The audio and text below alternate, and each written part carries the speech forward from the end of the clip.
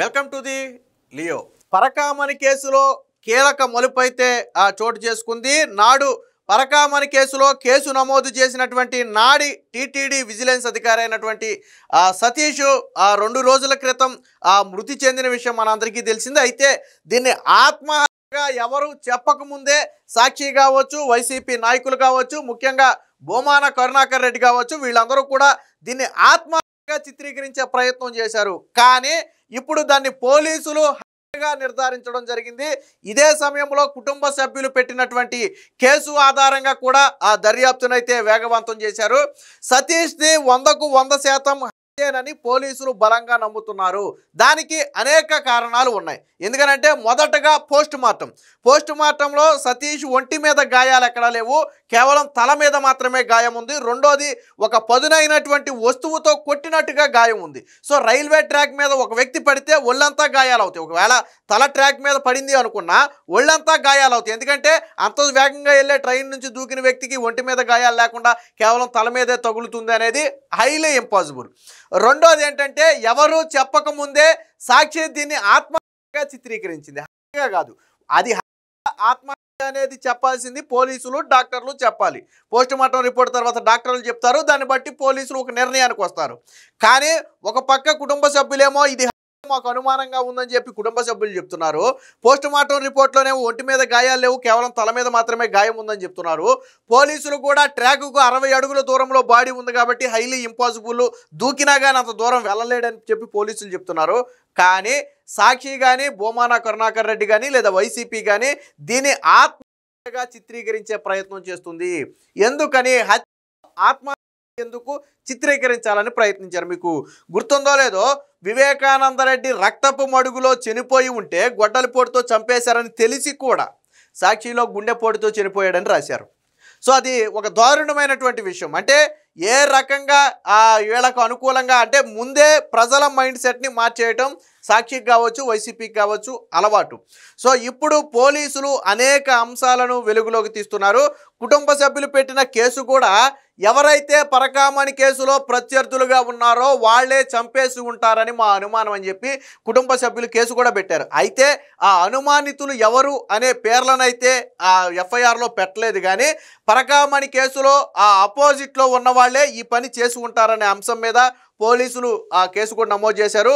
కుటుంబ సభ్యులు చాలా బలంగా చెప్తున్నారు ఇది ఖచ్చితంగా గతంలో ఎవరైతే మృతుని సోదరుడు కూడా గతంలో పరకామణి ఇష్యూ బయటకు వచ్చినప్పుడు ప్రత్యర్థులు నన్ను ఏదైనా చేస్తారేమో అనే భయాన్ని సతీష్ ఆల్రెడీ గతంలో కూడా వ్యక్తం చేశాడు అనే అంశాన్ని పోలీసులకు తెలిపారు. ఎప్పుడైతే ఈ పరకామణి వ్యవహారం బయటకు వచ్చిందో, పరకామణి వ్యవహారంలో ఇద్దరు కీలక వ్యక్తులు, ఒకటి నాడు దొంగతనం చేసినటువంటి రవికుమారు, 2 దాని మీద కేసు నమోదు చేసి తరువాత రాజీ చేసినటువంటి సతీష్. సో వీళ్ళిద్దరే కీలక వ్యక్తులు. సో మూడో వ్యక్తితో సంబంధం లేకుండా వీళ్ళిద్దరే ప్రధాన వ్యక్తులుగా ఉన్నారు. ఇప్పుడు సతీష్ గతంలో ఏం చేశాడు, మొదటి విచారణకి వెళ్ళినప్పుడు కొంతమంది నా మీద ఒత్తిడి తీసుకురావడం వల్ల నేను రాజీకి వచ్చానని చెప్పాడు. బట్ ఈ విచారణలో ఆ కొంతమంది ఎవరు అనే విషయాన్ని బయటపెట్టే అవకాశం ఉంది. సో ఎవరు సతీష్ మీద ఒత్తిడి తెచ్చారు? నాడు టీటీడీలో ఉన్నటువంటి అధికారుల, చైర్మనా, బోర్డు మెంబరా, లేదా ప్రభుత్వంలో ఇతర పెద్దలు ఎవరైనా ఒత్తిడి తీసుకొచ్చారా? ఈ విషయాన్ని సతీష్ చెబుతాడనే భయంతోనే సతీష్ని చంపేసి ఉంటారు అనేది ఈరోజు బలంగా ఉన్నటువంటి వాదన. కుటుంబ సభ్యులు కూడా అదే వాదన అయితే వ్యక్తం చేస్తున్నారు. అన్నిటికీ మించి ఘటన జరిగిన వెంటనే దాన్ని ఆత్మహత్య చిత్రీకరించే ప్రయత్నం చేయటం అనుమానానికి తావిస్తుంది. గుమ్మడికాయల దొంగ ఎవరంటే వీళ్ళు భుజాలు తనుపుకున్నట్టు, ఓకే వ్యక్తి అనుమానాస్పదంగా మృతి చెందాడు, మీరు అనుమానాస్పద మృతి అని మాత్రమే చెప్పాలి దాన్ని. కానీ ఆత్మహత్య ఎలా చెప్తారు? ఎవరు చెప్పమన్నారు మిమ్మల్ని? కానీ ఇప్పుడు పోలీసులు హత్య కుటుంబ సభ్యులు అంటున్నారు, మీరు దానికి ఏం సమాధానం చెప్తారు? సో ఇలా ఓవర్గా రియాక్ట్ అవ్వడం కూడా పలు అనుమానాలకైతే తావిస్తుంది.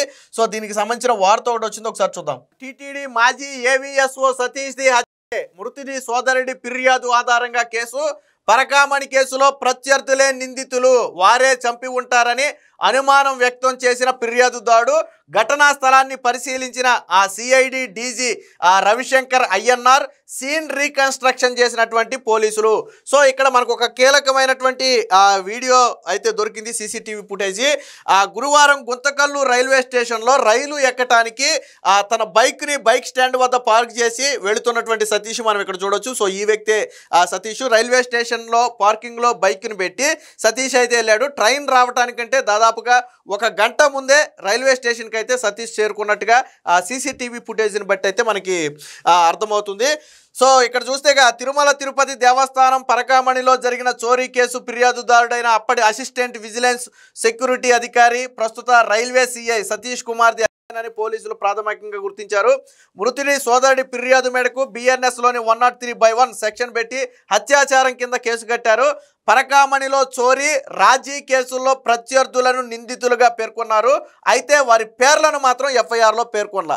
ఎవరైతే ఈ పరకామణి చోరీ వ్యవహారంలో కావచ్చు లేదా దాన్ని రాజీ చేసిన వ్యవహారంలో ఉన్నారో వాళ్ళని ఎఫ్ఐఆర్లో వాళ్ళని పేర్కొన్నారు, కానీ బట్ పేర్లను అయితే ఇక్కడైతే పేర్కోలేదు. సో వాళ్ళెవరు అనేది ఇప్పుడు చర్చనీయాంశంగా మారింది. సతీష్ కుమార్ది తొలుత అనుమానాస్పద మృతిగా భావించినప్పటికీ ఘటనా స్థలంలోని ఆధారాలు పోస్టుమార్టం నివేదిక పరిశీలించిన తర్వాత పోలీసులు అని చెప్పి అంచనాకు వచ్చారు. మరోవైపు కుటుంబ సభ్యులు కూడా అది హత్య అని ఫిర్యాదు చేయడంతో ఆ మేరకు కేసు అయితే నమోదు చేశారు. సో ఇక్కడ చూడండి, పరకామణిలో కానుకల చోరీ కేసులోని వ్యక్తులు తనను ఏమైనా చేస్తారని సతీష్ భయపడ్డాడంటూ అతని సోదరుడు యాలంటి శ్రీహరి ఫిర్యాదులో పేర్కొనడంతో ఆ కోణంలోనూ దర్యాప్తు ముమ్మరం చేశారు. ఈ కేసులో సిఐడి అధికారులు ఎదుట నోరు విప్పొద్దంటూ సతీష్ కుమార్కు ఎవరైనా బెదిరించారా, సతీష్ మరణానికి కొన్ని గంటల ముందు ఆయన ఎవరెవరిని కలిశారు అనే కోణంలో పోలీసులు అయితే వివరాలు రాబడుతున్నారు. సో గుంతకల్లు గుత్తి ఈ రెండింటి మధ్య ఈ ఘటన జరిగింది. సో ఈ రెండు స్టేషన్లో ఎవరెక్కారు ఎవరు దిగారు అనే అంశం మీద కూడా పోలీసులు అయితే చూస్తున్నారు. దీనికి సంబంధించిన సీన్ రీకన్స్ట్రక్షన్ చేశారు, అది కూడా ఒకసారి చూద్దాం. రైల్వే స్టేషన్ కు సతీష్ చేరుకున్నాడు. తన బైక్ ను పార్కింగ్ లో పెట్టి రైల్వే స్టేషన్ లోపలికి వెళ్ళిన సీసీ ఫుటేజ్ అయితే రికార్డ్ అయింది. కానీ సతీష్ కుమార్ వెళ్లాల్సిన రాయలసీమ ఎక్స్ప్రెస్ అర్ధరాత్రి 1:01 గుంతకల్ నుంచి బయలుదేరిందంటే అంతకు గంట ముందే సతీష్ రైల్వే స్టేషన్కు చేరుకున్నారు. అయితే ఆయన రైలు ఎక్కుతున్న దృశ్యాలు మాత్రం ఎక్కడా స్పష్టంగా రికార్డ్ అవ్వలేదు. సో ఈ వ్యక్తే సతీష్ అని చెప్పడానికి వాళ్ళకి పోలికలు సరిపోవట్లేదు. అసలు ఇప్పుడు సతీష్ ఎక్కాడా లేదా అనేది కూడా ఒక రకంగా అనుమానంగానే మనం భావించాలి.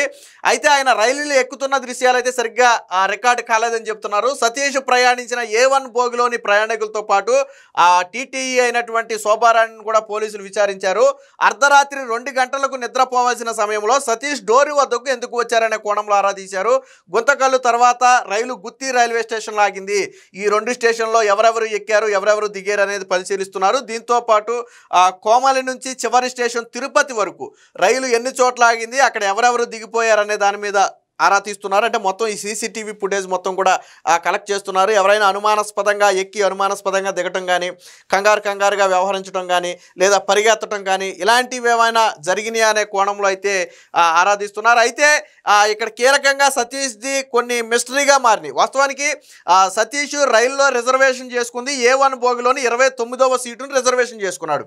కానీ శుక్రవారం ఉదయం రైలు ఆగిన తర్వాత రాయలసీమ ఎక్స్ప్రెస్ తిరుపతి చేరుకుంది. A1 కోచ్ అటెండర్గా ఉన్నటువంటి రాజీవ్ రతన్ అనే వ్యక్తి సీటు నెంబర్ 11లోని సతీష్ బ్యాగ్ను గుర్తించి పోలీసులకు అప్పగించారు. మరి 29వ సీటు రిజర్వేషన్ చేసుకున్నటువంటి సతీష్ బ్యాగ్ 11వ నెంబర్ సీట్లోకి ఎలాగెళ్ళింది?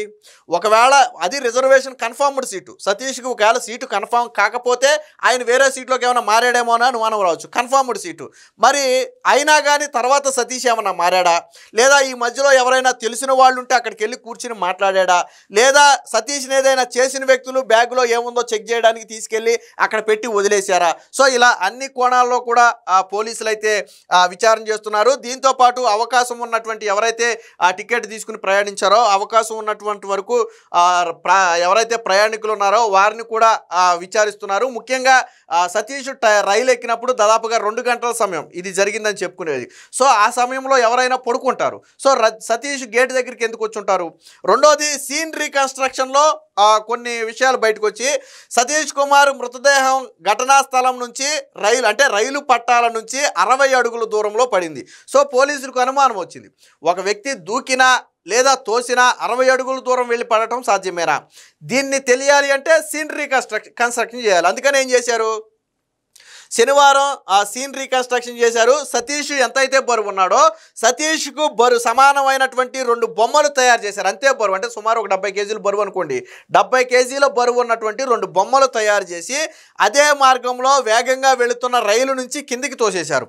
సో అందులో ఒక బొమ్మ ఏమైందంటే కొద్దిగా బలంగా దోసిన బొమ్మ 12 అడుగుల దూరంలో పడింది. అంటే వెనక నుంచి ఎవరైనా తోశారు అనుకుంటే ఎంత దూరం వెళ్ళి పడవచ్చు అనే దాని గురించి అంచనా వేస్తే 12 అడుగుల దూరంలో పడింది.